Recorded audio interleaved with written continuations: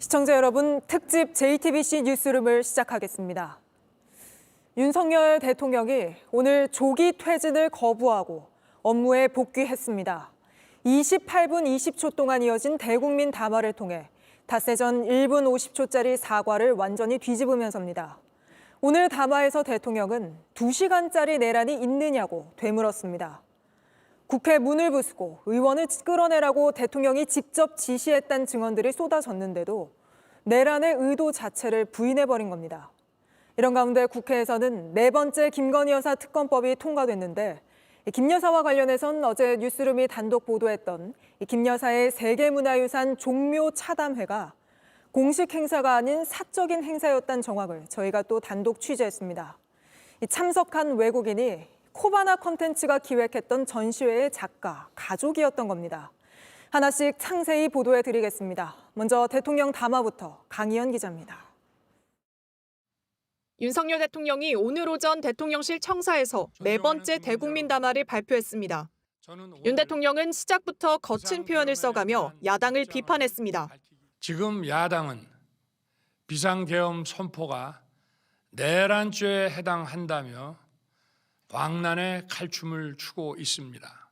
과연 지금 대한민국에서 국정마비와 국헌문란을 벌이고 있는 세력이 누구입니까?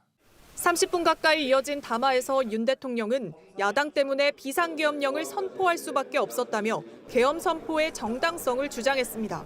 민주당이 자신들의 비리를 수사하고 감사하는 서울중앙지검장과 검사들, 헌법기관인 감사원장을 탄핵하겠다고 하였을 때 저는 이제 더 이상은 그냥 지켜볼 수만 없다고 판단했습니다. 그러면서 계엄 선포는 국민들에게 반국가적 폐악을 알려 이를 멈추도록 경고하는 차원이었고 대통령의 헌법적 결단이자 통치 행위라고 주장했습니다. 스스로 물러나지 않겠다는 뜻도 분명히 했습니다. 저를 탄핵하든 수사하든 저는 이에 당당히 맞설 것입니다. 국헌문란을 주도한 세력과 범죄자 집단이 국정을 장악하고 대한민국의 미래를 위협하는 일만큼은 어떤 일이 있어도 막아야 합니다. 저는 끝까지 싸울 것입니다. 대통령직을 유지한 채 수사에 대응하는 게 유리하다고 보는 한편 탄핵 가결 시 헌재에서 법적 다툼을 해볼 만하다는 판단이 깔린 걸로 보입니다. 대통령실 관계자는 JTBC에 계엄 선포를 내란죄로 볼 수 없다며 당연히 다퉈봐야 한다고 했습니다. 윤 대통령은 지난 10일 국무회의를 통과한 법률안 21건과 시행령안 21건을 제거하며 대통령으로서의 권한도 행사했습니다. 윤 대통령은 지난 7일 대국민 담화에선 1분 50초짜리 담화를 발표하며 거취를 당에 일임한다고 했지만 닷새 만에 약속을 뒤집었습니다. JTBC 강연입니다. 윤석열 대통령은 28분 20초 동안 담화를 하면서 많은 말을 쏟아냈지만 국민에 대한 사과는 단 한 문장, 겨우 10초에 그쳤습니다. 그런데 그 한 문장마저 짧은 시간이지만 불안하셨을 국민께 사과드린다며 이번 사태의 심각성을 한껏 축소했습니다. 구혜진 기자입니다. 대통령의 사과는 담화 막바지에야 나왔습니다. 비상계엄 선포가 정당하다는 주장을 쏟아낸 뒤입니다. 짧은 시간이지만 이번 계엄으로 놀라고 불안하셨을 국민 여러분께 다시 한번 사과드립니다. 사과는 한 문장에 그쳤습니다. 그마저도 이번 비상계엄에 대해 짧은 시간이지만이라고 표현하며 심각성을 축소했습니다. 7,000자가 넘는 담화문에서 사과라는 표현도 딱 한 번뿐이었습니다.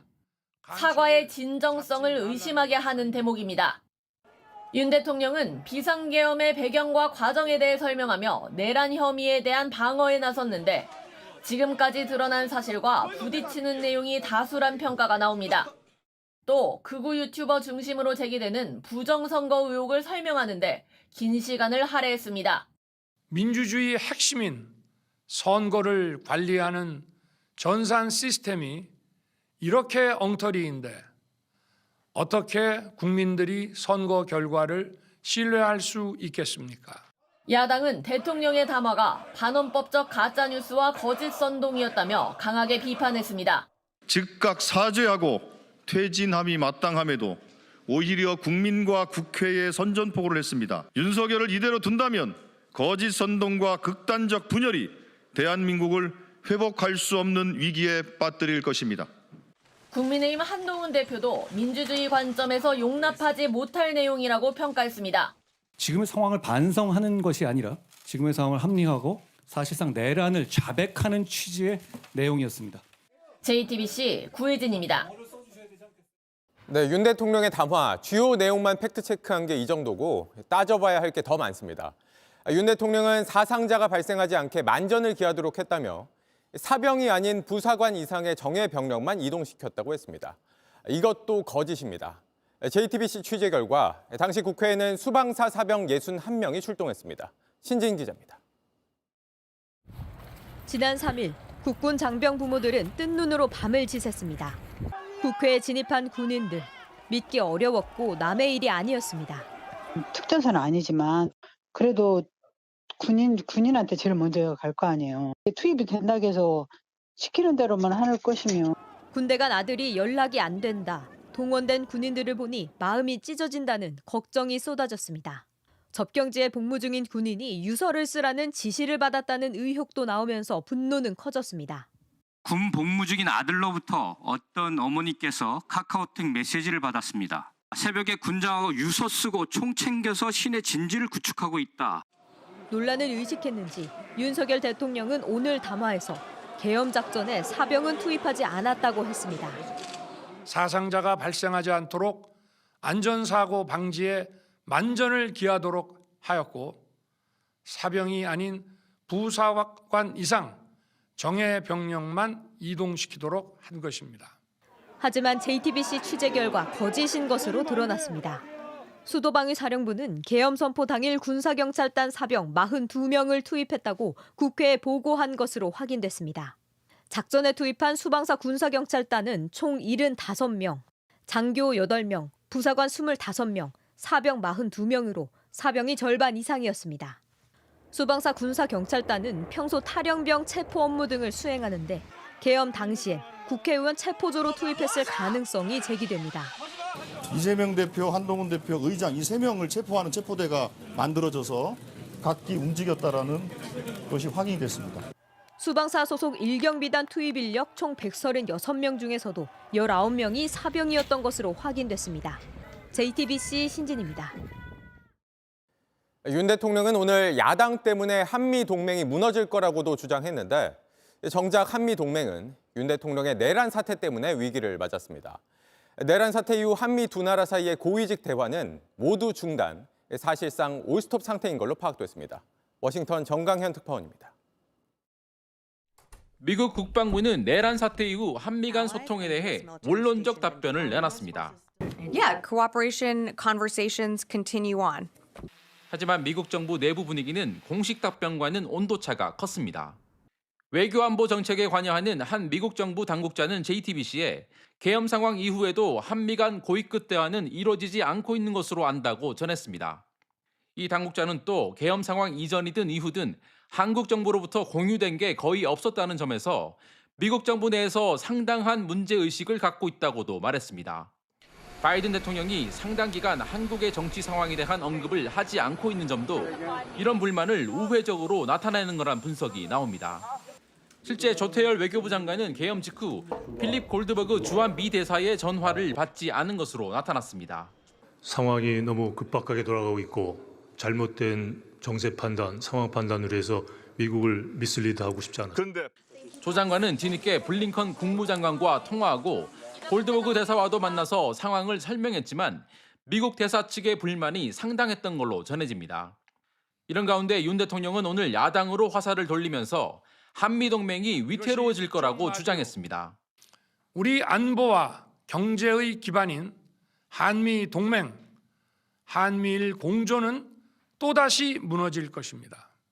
하지만 윤 대통령이 촉발한 12.3 내란 사태 이후 한미 간 고위급 채널마저 흔들리면서 한미동맹이 실질적 위기에 직면했다는 지적도 나오고 있습니다. 워싱턴에서 JTBC 정강현입니다. 오늘 대통령 답안은 극우 유튜버들의 주장을 그대로 보는 것 같았다는 평가도 많습니다. 부정선거 의혹을 자극하는 발언들, 또 간첩 청국, 반국가적 폐악 같은 표현 하나하나가 극우 유튜버들이 즐겨 쓰는 것들이란 겁니다. 오원석 기자입니다. 대통령은 담화에서 거친 말로 나라가 위기 상황에 있다고 거듭 주장했습니다. 위해 국민들께 망국적 상황을 호소하는 불가피한 비상 조치를 했지만 망국이라는 표현, 담화에서 모두 6번이나 등장합니다. 현재의 망국적 국정마비 상황을 사회 교란으로 인한 행정사법의 국가 기능 붕괴 상태로 판단하여 이렇게 된 건 모두 야당 탓이라고 했습니다. 야당이 간첩죄는 못 바꾸게 하고 국가보안법은 없애려 했으며 꼭 필요한 예산을 깎았다는 겁니다. 대한민국을 간첩 천국, 마약 소굴, 조폭 나라로 만들겠다는 것 아닙니까? 이런 사람들이야말로 나라를 망치려는 반국가 세력 아닙니까? 반국가적이라는 말, 극우 유튜버들이 자주 쓰는 표현입니다. 야당을 그대로 두면 큰일이 날 듯 얘기합니다. 위헌적인 법률, 셀프 면죄부 법률, 경제 폭망 법률들이 국회를 무차별 통과해서 이 나라를 완전히 부술 것입니다. 계엄 선포는 이런 혼란을 막으려던 결단이라고 했습니다. 국민들에게 거대 야당의 반국가적 폐악을 알려 이를 멈추도록 경고하는 것이었습니다. 그럼으로써 자유민주주의 헌정 질서의 붕괴를 막고 시민들은 참담하다는 반응입니다. 극단적 표현과 내용에 대통령이 극우 유튜브를 즐겨보는 수준이 아니라 극우 유튜버 같다는 겁니다. 감사합니다. JTBC 오원석입니다. JTBC 뉴스를 시청해 주셔서 고맙습니다. 저희는 저녁 6시 50분 뉴스룸에서 뵙겠습니다.